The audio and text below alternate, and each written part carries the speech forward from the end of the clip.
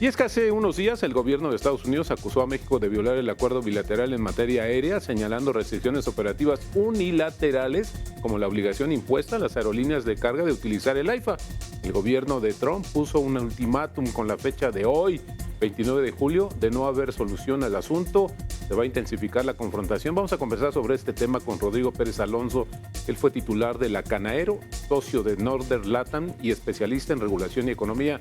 ¿Cómo está, Rodrigo? Bienvenido, muy buenas tardes. ¿Cómo estás, Roberto? Qué gusto estar contigo y con el auditorio. Pues como bien lo mencionas, hace algunos días, a mediados de este mes de julio, el gobierno, a través del Departamento de Transporte de Estados Unidos, habló justamente de estas tres sanciones que son básicamente, digamos, de la Orden 213, tres temas específicos a través de un programa que ellos llamaron América Primero, que se engloba en todo esto, que ellos, digamos, sus políticas generales de un poco de nacionalismo económico.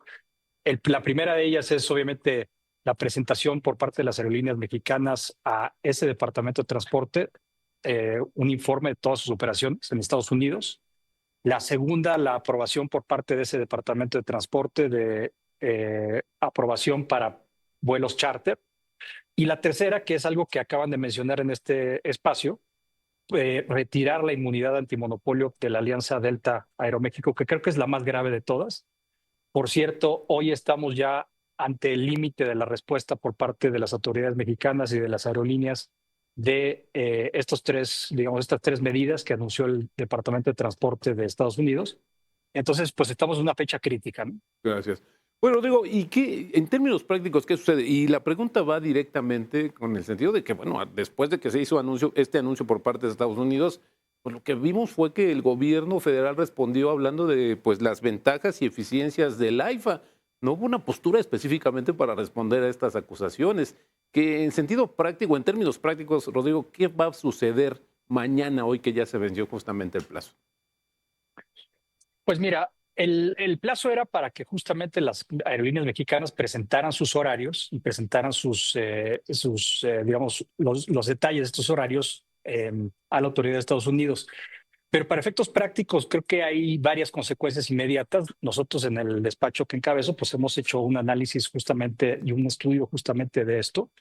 Pero la implicación práctica es que, primero, las aerolíneas mexicanas podrían ver rechazadas sus futuras solicitudes de vuelo hacia Estados Unidos. En otras palabras, tal vez para cierta aerolínea ya no es rentable, digamos, volar de Cancún a Houston. Entonces quiere modificar esos horarios o esas rutas. Entonces les van a poner trabas. Estamos hablando que la afectación potencial sería a las aerolíneas mexicanas, Aeroméxico, Volaris, Viva Aerobús y obviamente las aerolíneas de carga mexicana. La otra parte, obviamente, que ya está en vigor, eso es muy importante mencionar. Todavía la primera medida no está en vigor, la segunda parte sí está en vigor. Me refiero a los vuelos charter, en donde ya se exige por parte del Departamento de Transporte de Estados Unidos, pues que se apruebe previamente por parte de este departamento las operaciones de los vuelos charter de pasajeros o de carga de gran tamaño hacia o desde los Estados Unidos.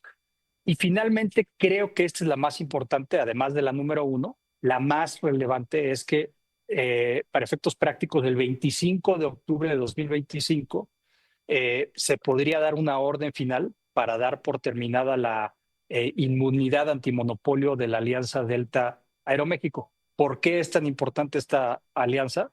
Primero porque, digamos, alimenta a las dos aerolíneas de vuelos provenientes de México y Estados Unidos, pero también para Aeroméxico en específico representa el 40 o alrededor del 40% de sus ingresos, obviamente muchos de estos ingresos en dólares, y eso pues podría ser devastador para una aerolínea como Aeroméxico.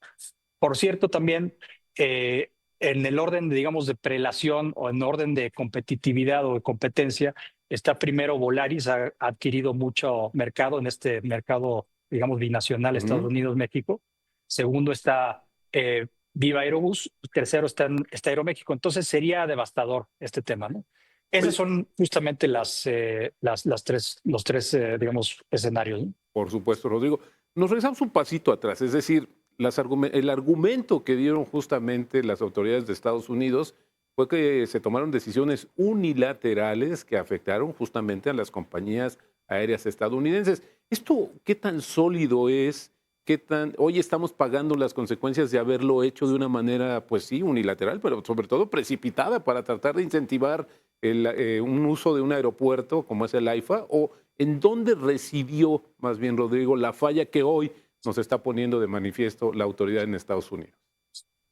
Mira, el acuerdo bilateral de Estados Unidos y México establece en una de sus cláusulas que justamente las aerolíneas estadounidenses y mexicanas tienen esa libertad de establecer sus propias rutas y establecer sus propios horarios de vuelo. En otras palabras, los slots, obviamente sujetos a autorización de las autoridades. Lo que está argumentando la autoridad o el Departamento de Transporte de Estados Unidos es que no se le dio esa libertad justamente a sus aerolíneas. Estamos hablando de United, Delta y otras, American Airlines, etcétera, ¿no? Por otra parte, también argumenta que las aerolíneas de carga se mudaron unilateralmente por parte del gobierno de México al AIFA. Entonces, ahí hay, digamos, dos violaciones, pero si lo vemos en un contexto mucho más, digamos, dinámico y un poco más competitivo, lo que sí podemos ver es que las aerolíneas estadounidenses han tenido un incremento en sus operaciones desde la pandemia para acá. Y de hecho, United y American Airlines tiene el primer lugar en vuelos a Estados Unidos y México, y viceversa. Entonces, la realidad es que en el tema de pasajeros no ha habido una afectación muy grande, sinceramente, o sea, en términos prácticos. Ahora, en términos de carga, sí hay quejas por parte de las aerolíneas de carga que se mudaron al AIFA. ¿Por qué? Porque les genera obviamente un costo adicional, además del tema logístico de traer todo otra vez a la Ciudad de México desde el AIFA, y eso sí les puede causar un problema. Pero yo creo que esto se engloba como un tema, digamos, un poquito más aterrizado a la geopolítica, se engloba en la política de Trump del nacionalismo económico y obviamente de una negociación o poner las cartas o poner la cama, si me permites así decirlo, para la negociación o la renegociación del Tratado de Libre Comercio, el TEMEC, en 2026, que ya lo han anunciado bastante y de hecho ya han anunciado pues unilateralmente hasta temas de tarifas y de aranceles, ¿no? Entonces, yo creo que este es un elemento más de esas cartas y puede ser muy relevante para efectos de esa negociación. Y ese es el escenario extremo, Rodrigo, es decir, llegar a con estos, pues, ¿cómo te diré? Condiciones que va a poner justamente Estados Unidos en la renegociación, porque no es revisión, es una renegociación del acuerdo comercial. ¿Ese es el escenario más extremo que tú ves? ¿O cuáles otros estarían vislumbrándose en el mediano plazo justamente para la aviación mexicana? Mira, el propio gobierno estadounidense dijo en su documento en donde establece estas medidas, esas, digamos, sanciones, por así decirlo, que se reservaban el derecho a tomar medidas adicionales o por separados, según lo justifique el interés público, en otras palabras, los intereses del gobierno y obviamente del mercado de Estados Unidos. Esas posibles sanciones escalatorias pueden incluir rechazo sistémico o sistemático, perdón, de solicitudes de vuelo. En otras palabras, yo quiero, como Aeroméxico, Volaris, Viva Aerobús, ampliar mi oferta hacia Houston, que es un mercado muy competitivo y muy rentable.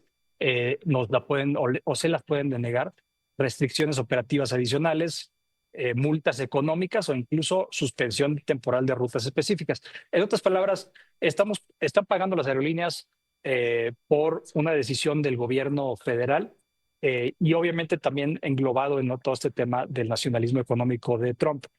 Y otra vez, yo creo que esto sería catastrófico para las aerolíneas mexicanas, sobre todo en específico y muy específicamente para Aeroméxico, justamente por esta alianza, porque obviamente significaría la terminación de esa alianza. Y para los pasajeros, por supuesto, también una posible reducción de frecuencias en rutas de México a Estados Unidos, el incremento de los precios de los boletos y menor flexibilidad en las conexiones.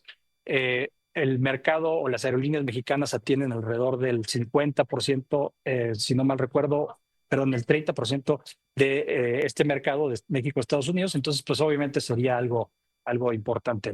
Por supuesto, y aparte de un mercado que es intenso, que es bastante importante y que bueno, pues también está muy alineado con esta relación que tenemos como el principal socio comercial de Estados Unidos, pero ya veremos también si esos argumentos son suficientes para llegar a un acuerdo que no perjudique justamente este sector aéreo mexicano, que como tú dices, al final del día los más perjudicados podríamos ser los usuarios. Rodrigo Pérez Alonso, ex titular de Canaero, socio de Northern LATAM y especialista en regulación y economía. Gracias por tus comentarios. Muy buena tarde. Gracias, buenas tardes.